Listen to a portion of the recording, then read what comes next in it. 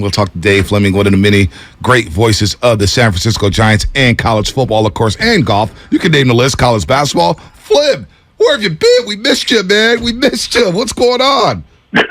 Well, since it's the morning roast, I just finished grinding my coffee beans this morning. We're on a little earlier, so here I am. There you go. There you go. By the way, Dave Flemming is presented by the County of Santa Clara. Book a COVID-19 booster shot now at secfreevax.org or call 211. I know we've had to push you back a couple times because we got hijacked a little bit by the Draymond Green, Jordan Poole situation. We'll get your thoughts on that in just a second. But the Giants, as they end the season, they finished 81-81. They finished 81-81. They finished strongly there. Anything they can take away going into next season after that strong finish in September?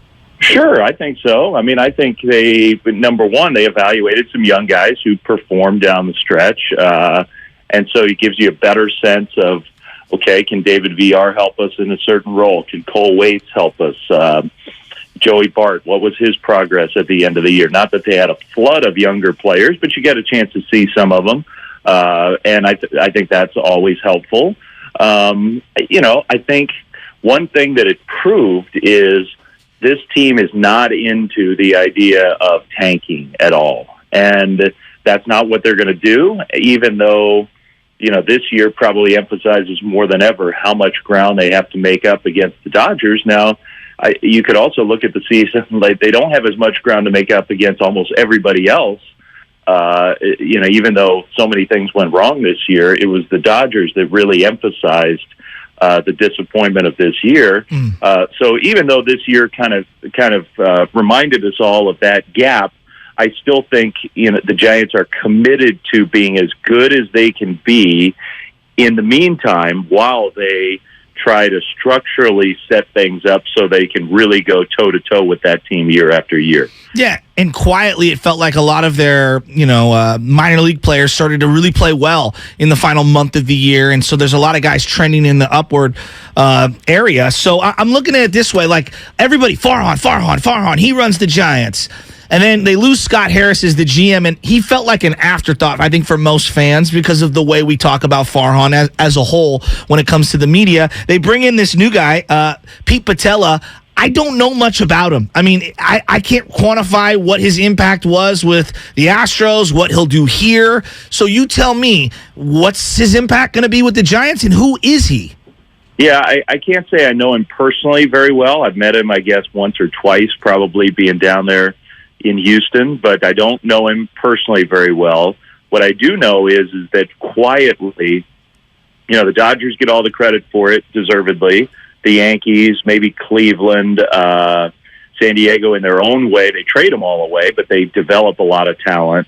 But you could make a good argument that the true player development machine in the game right now is Houston. Look around at the team they're fielding in the playoffs. Jordan. And a team, it's just incredible how many of those players, all of their rotation except for Justin Verlander, Bregman, Pena, Alvarez, Kyle Tucker, on and on, came up through their own system. And most of those guys were not, Bregman was, Kyle Tucker was a high pick.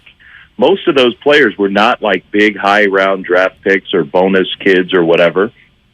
And this guy, Pete, that the Giants have hired around the industry, got a lot of credit for putting the system in place, not necessarily scouting, but to develop the players once they were drafted and signed. And so I do think that was the massive point of emphasis for this Giants hire was, we need somebody, and Scott's really dialed into player development, and I would see Scott on the road. He'd be on the road trips with us, and I'd say, you want to get a drink after we get back to the hotel? He's like, no, I'm going to go back to my room. I got to watch, every at-bat from the minor league system tonight. And he would literally go back and watch every player every night of every team that we have.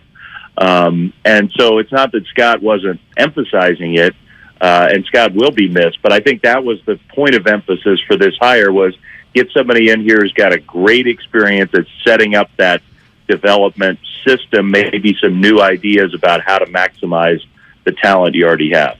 Dave, how the heck was he accessing every at-bat? Because I want a link to that. If there's like an email that can get sent to me, forwarded, so that I can have that same access. Me and Sam Lubbock would like to go through all the at-bats daily. I tell you what, when I meet Pete Patella, I'll say, hey, I got a pal. You may not know him yet. You will know him, but all those that internal server you have and those passwords, if you could just send them over to me, and I'm going to share them with him. I'll ask him and see how that goes. Oh, man, that'd be passed around to everybody in the Bay Area. Everybody on the Olympic Club will have access to those at-bats. Talking to Dave Flemming, voice of the Giants. Of course, here on the Morning Roast on 95.7 The Game. So, stepping back, were you in Toronto for that series? What assignments did you have? I forgot what Lubbock told me. You were on a call somewhere. Yeah, I had the Mariners-Blue Jays series, which only lasted 2 games, although we got truly an historic game in Game 2, just an all-timer.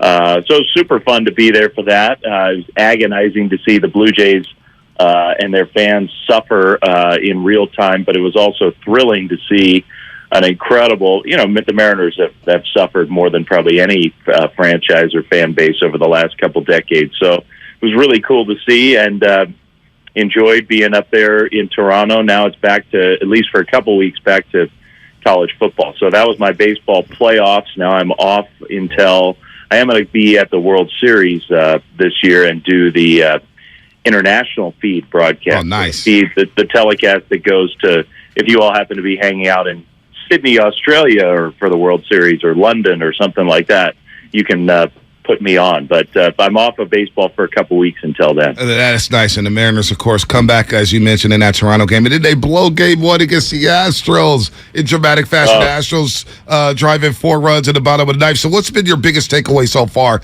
in these Major League Baseball playoffs? We get the Padres winning last night.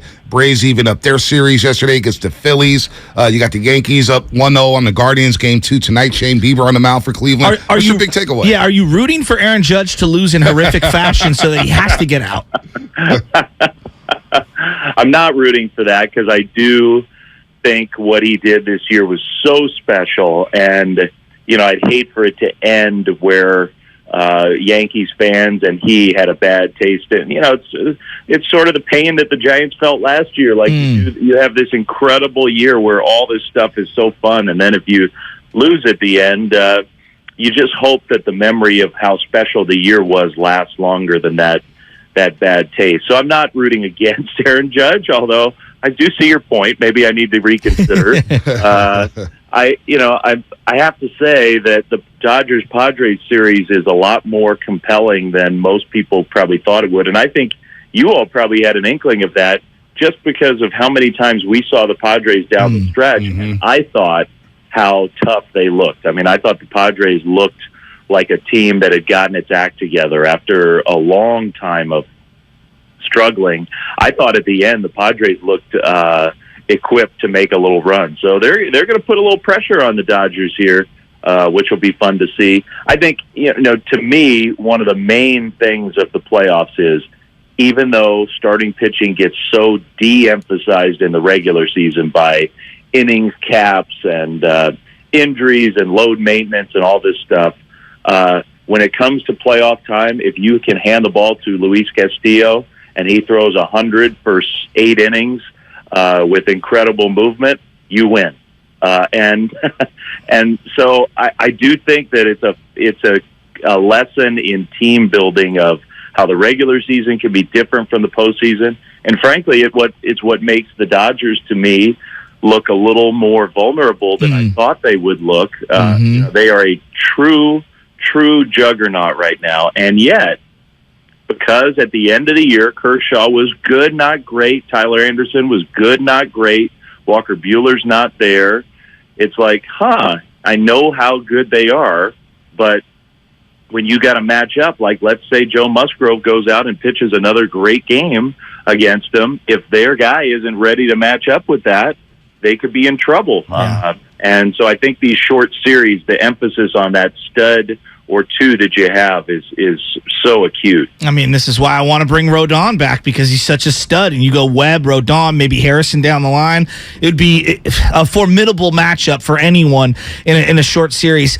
Before you get on out of here. Not to interrupt you, but just a quick point. it's why I was stunned that nobody blew the Giants away with an offer at the deadline. Because the Giants would have traded him if they'd gotten a great offer. They didn't want to lose Rodon. They loved having Rodon. But where they were, if they'd gotten a great offer, they would have said yes. Gotcha. And the fact that the Yankees traded for Frankie Montas instead of Rodon is crazy. And wow. the Phillies traded a legitimately good prospect for Noah Syndergaard That's right. Yeah, he's not instead in of the trading for rotation. Rodon. Yeah. And the Cardinals didn't do it. I mean, the Cardinals have to be just to their stomachs. They had this great year. They didn't do it. They have way enough minor league talent to have done it without it being super painful. Well, they traded for Jordan Montgomery, though, right, Flem? He was good for them, but not Rodon. Rodon was Cy Young Montgomery worthy. was solid, though. That's exactly right. It's like it's the difference between being good in the regular season and then against the best teams where it really, really counts. Yeah. There is a difference. And that's not to say you can't have underdog pitchers step up. And it happens in this sport, but for the most part, the studs are the studs, and that plays up in October, and I just continue to be mind blown that nobody watched Rodon and thought, you know what? I would rather have him than Jose Quintana starting game one of my playoff series. So maybe we should make that happen. Yeah, I'm with you on that. You know, Flem, I was going down the rabbit hole of things that happened in the Giants' playoff runs over the years, because now it's like this date in history, 10 years ago, they did X, and 8 years ago, they did Y, Z. I was thinking about, we were talking about the Draymond Green stuff, and we're going back in history, and one of the things that supercharged the Giants, and I know this was a little before your time, but Kent and Bonds getting into it in the dugout, right? Like, that was one of those seminal moments everybody remembers. It wasn't the kind of 24/7 coverage that we have now. You're inside of what I call the cauldron, right? You know, it's like a flying circus. You guys are going from town to town. It's not just the coaches and the players, but it's also the people that cover the team like yourself and are a part of the team, talking about them every single day. Your read on the Draymond Green situation from being inside of a team. What did you think when you saw the whole video come out? Yeah, I mean, I think there's just as a quick tangent, I do think there is a case to be made that the Giants this year were so not edgy. The Giants were so happy and got along with each other so well and so sort of docile as a team. Not that they weren't hard workers, but the personality of this Giants team was so nice. I do think that they missed a little edge. And, you know, weirdly, Buster Posey always gave the Giants edge.